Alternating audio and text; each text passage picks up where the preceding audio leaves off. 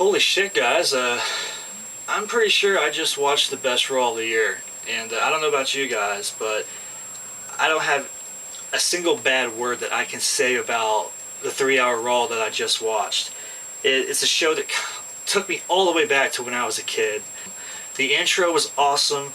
Started off with the old school WWF logo appearing on the TV screen, and then the words World Wrestling Federation appearing underneath it.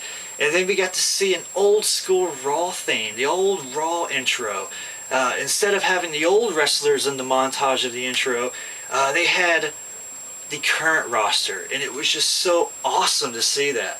And then right after that, we hear the sirens going off, the crowd going freaking crazy, and then the camera zooming in on the King, Jerry Lawler, and Michael Cole, standing at ringside just like the King and Vince McMahon used to do oh so many years ago. It was very, very, very nostalgic for me. I was really marking out, throughout this whole show. There was a lot of legends on this show. A lot of guys that we knew we were going to see, and a very special surprise. And wow, to be honest, I can't believe we got to see him, but I'm going to get to that in a little bit. I don't want to review this whole show because, man, it was a 3-hour show, and I really don't want to have a 15-minute video.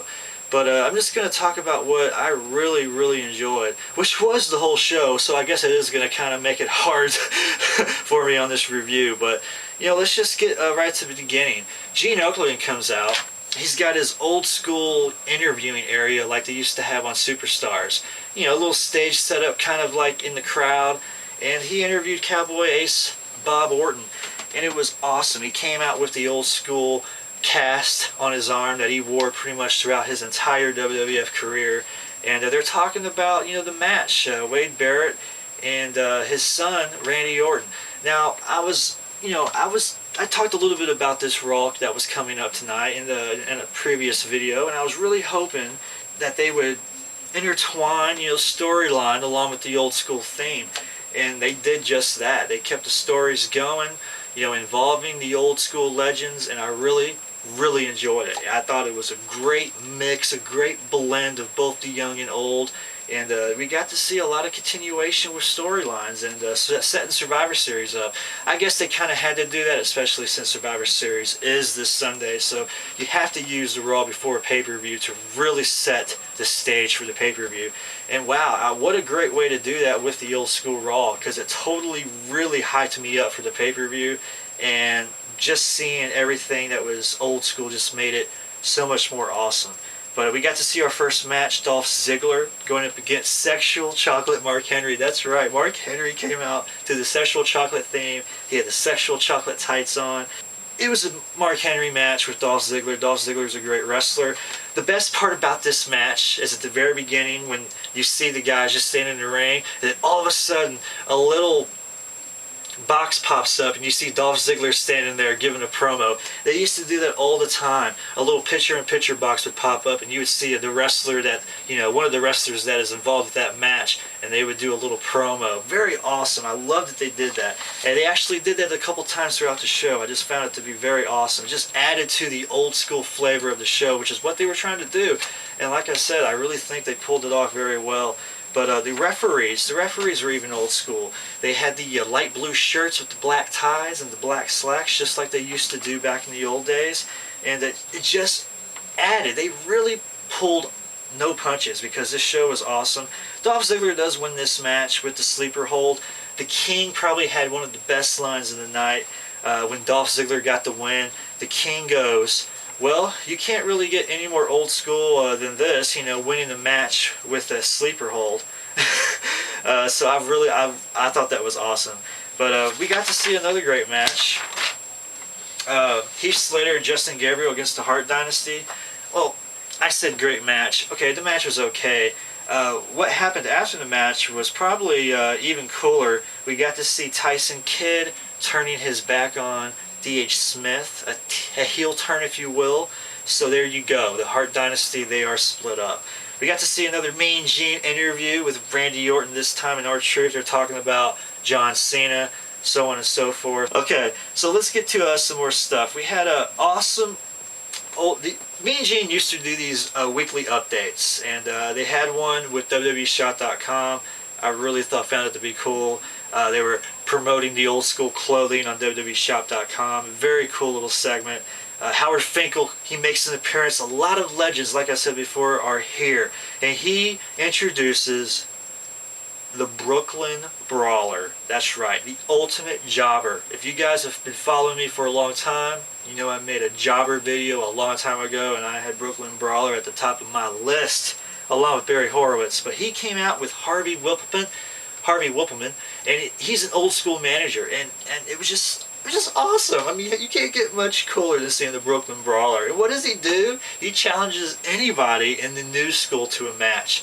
And Ezekiel Jackson answers that challenge. He whips up on Brooklyn Brawler. Ezekiel Jackson gets the win. We then get to see Cena versus The Miz. Miz, he doesn't want to be in the match because he's trying to convince everyone that he's going to possibly cash in the Money in the Bank. He finds a way out of the match. It ends up being Alex Riley going up against John Cena. Of course, John Cena gets the win. He's wrestling Alex Riley. I really don't see anything in that, but whatever. Orton comes out at the end of this match, and they start to fight. All the officials from the back come in and split them up. The crowd's chanting, "Let them fight." But that was that.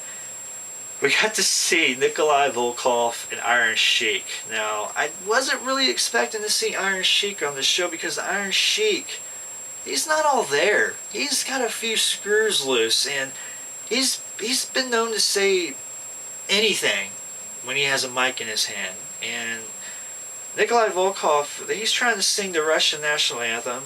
Kozlov and Santino come out. They interrupt him. Santino wants Kozlov to sing with Nikolai. So Nikolai and Kozlov are singing the Russian national anthem. It's murder to everyone's ears. Santino has to stop it. And then he brings out Reverend Slick. I'm like, awesome. Reverend Slick comes out. He's jobbing in the ring, dude, dancing. Very cool.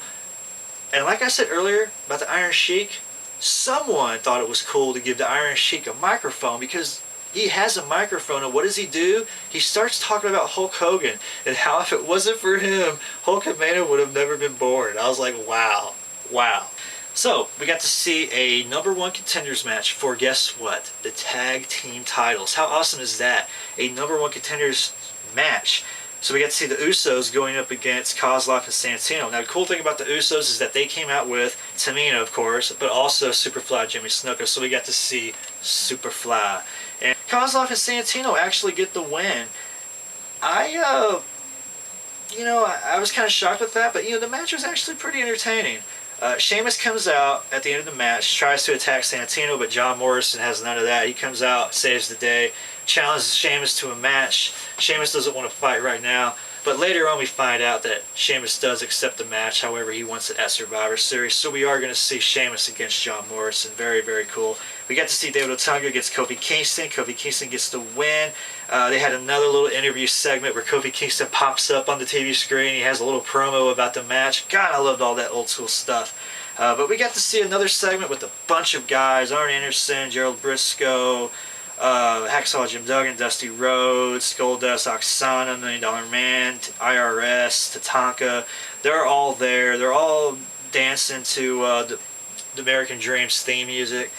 And of course other stuff happens, but that's the best part of it. Then Ron Simmons comes up, looks at everyone dancing, and we get to hear him go, "Damn!"